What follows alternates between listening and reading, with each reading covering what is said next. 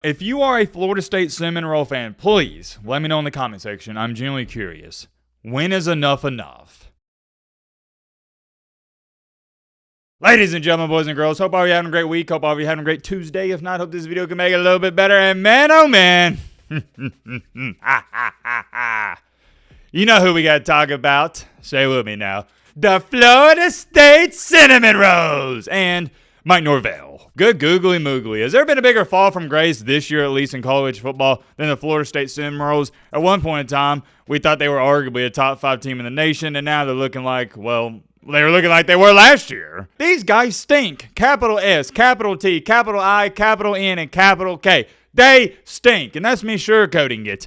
Mike Norvell. Yeah, great win, and it's so funny. All these Florida State fans have been tweeting at me constantly. Mr. Matt, we beat Alabama. And you even saw Norvell talking about it a couple weeks ago in a press conference. Hey, we beat Alabama. Buddy, we know that, and we've given you a ton of credit for that. But somebody has failed to inform Mike Norvell and these Florida State fans there's more than one game in a season. Golly, man, yes, you beat Bama. It is one of, if not the most impressive wins in all college football this year. You didn't just beat them, you handled them. You dominated the game from start to finish outside of the opening drive from Ty Simpson and Alabama, who marched down on you. It was like a 9-minute drive, went up 7-0. After that, it wasn't that close of a game. You won 31-17, and the score, it painted the picture perfectly. Ever since then, it hasn't been pretty. We're going to talk all about that. They now won't, and by they, I'm referring to Florida State fans. Norvell fired, rightfully so. What is this? I'm looking at the comment section on a recent video. Michelob Ultra, cooked up again with this video. So now, I'm named after a beer. What are we doing? And let's just give this guy a strike. What is your name? Hamilton Sandwich. Matt be gripping on that thing. Back at it again. Here's my question. Why does this have 50 likes? I don't know why people encourage these type of comments, but hey, it is what it is. I ain't raiding off anymore. Getting back on track here with the chum bucket employee himself, Mike Norvell and the Seminoles.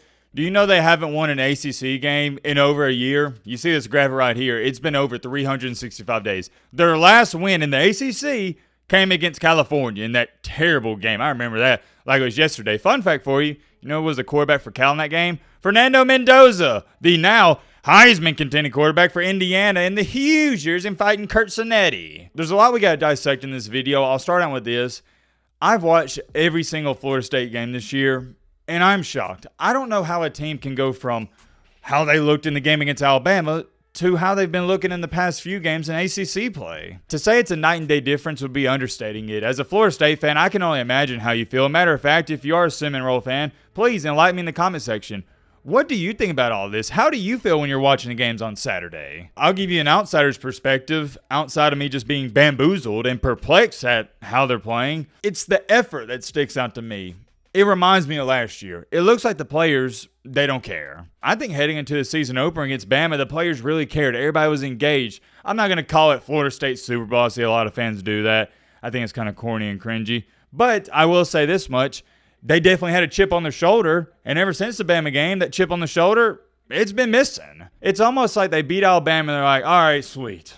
We proved it to the rest of the nation that we can compete with the big boys, that you shouldn't doubt us. All right, season's over. Who we got next year? And if you got to ask me, Mike Norvell actually winning and dominating Alabama in week 1 is a bad look. Here's why. It tells everyone else out there, it tells the athletic director to the fans, hey, we got the talent to not just compete, but beat some of the best teams in the country. So this isn't a talent issue. You can't point this Florida State team and go, well, we don't have the guys to compete. Last year, maybe you could do that, but this year, no, that's not the case. For a lot of head coaches out there in college football, I give them the benefit of the doubt if they're at a lesser program because you can always use the argument of, well, they don't have 4- and 5-star recruits. Florida State, they got a plethora of talent in the portal. Why is that important? Why am I bringing that up? Great question, my friend. I'll let you answer it. You can't give Mike Norvell that excuse this year. So what does that mean when you're losing these games to Pitt, to Virginia in double overtime? You get creamed by Miami?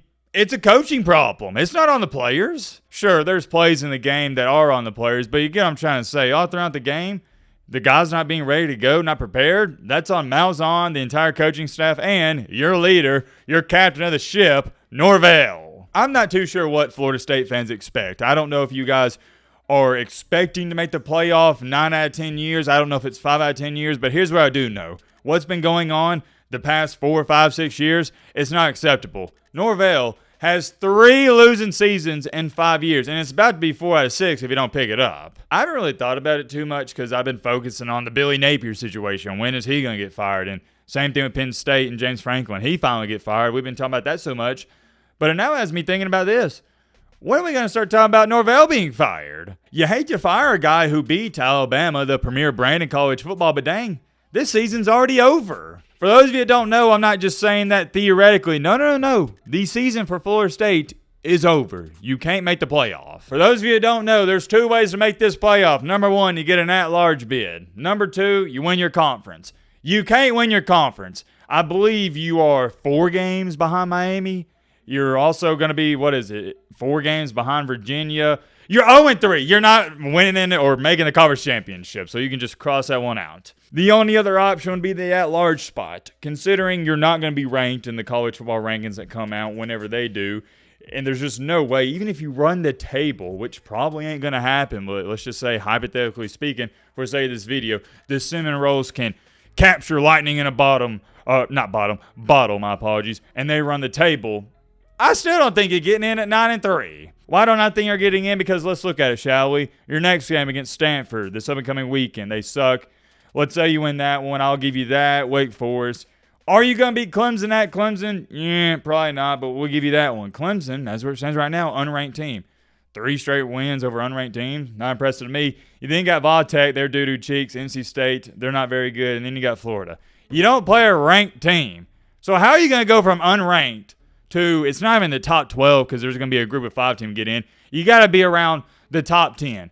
How are you going to go from unranked to top 10 when you don't have a ranked team left on your schedule? It's not going to happen. If you're playing the way you're winning right now, you're not even going to make a bowl game. But, like I said, we're just doing a hypothetical here. If you can beat Clemson, which would be a slight upset, heck, you could argue and say beating Florida would be an upset. They may not even be favored in the NC State game. If you can't win all those, it's still not going to be enough, even with the win over Alabama. Here's the difference. Alabama could go 9-3, make the playoff. Florida State could go 9-3, and they're not going to make the playoff, even with the win over Alabama. Let me explain. Alabama, as where it stands just right now, already has 3 top 17 wins. They play Tennessee this weekend at home. They play, who else is? I'm going to pull it up. They play Oklahoma.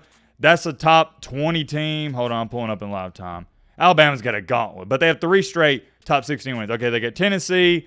They got, LSU. That's a top 10 team. Oklahoma. So even if Alabama goes 9-3, they're going to have 4 to 5 top 25 wins. Florida State is only going to have 1. I'm going to divert back to this. I don't know what the goal is or the standard is at Florida State, but I'm pretty sure from just what I've seen on Twitter and whatnot and engaging with the Florida State fan base, going 7-5, 8-4, even 9-3, making the Cheesy Puff Bowl, that's not the standard. That's not the expectation. If you sneak into the playoff at number 10, 11, or 12 every single year and you get beat, hey, that's fine. We made the playoff. We made the postseason. Let's clap it up. But here's my question. When is enough enough?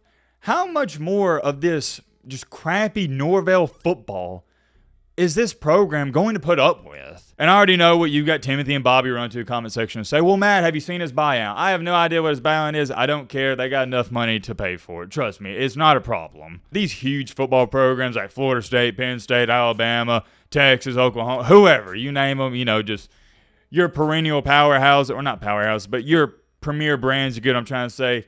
It don't matter if the buyout's $100 million. They gonna find it. It's not that big of a deal. Here's what it comes down to for these athletic directors.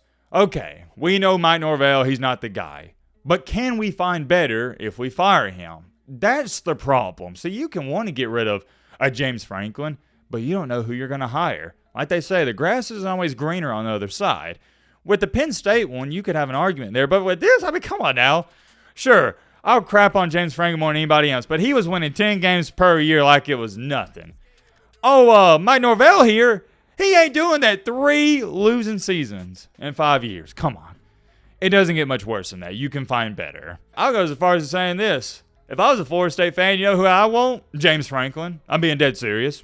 I'd like him. That's an improvement. Norvell won 1 football game at the beginning of the year, thought he was hot crap, thought he was untouchable, and look at him now. the laughingstock yet again for the second straight year of college football. It's embarrassing. What happened last year was beyond embarrassing. It was so bad, I quit talking about Florida State after week 5. I love to laugh at them just as much as anybody else, but it got to a point where I started to feel bad for them. It's the same thing here. You're probably only going to see at max one more Florida State video this year because they're irrelevant. Why am I talking about them? They got 3 losses. Season's over. Only time I'm ever going to talk about them is if they upset a team or they fire Norvell, or there's some drama going on. That's it. We're not going to be doing previews and predictions for their games. You're a laughingstock. I know the fan base has been pretty toxic over the past couple of years with ESPN, Herb Street, and whatnot, and they've even thrown some shade my way. It is what it is. I got nothing but love for them.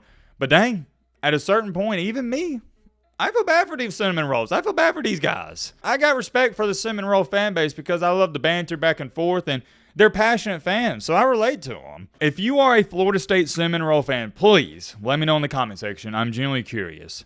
When is enough enough? That's how I'm going to end this video, with a question. When is enough enough? I'm curious. Let me know your thoughts down below. But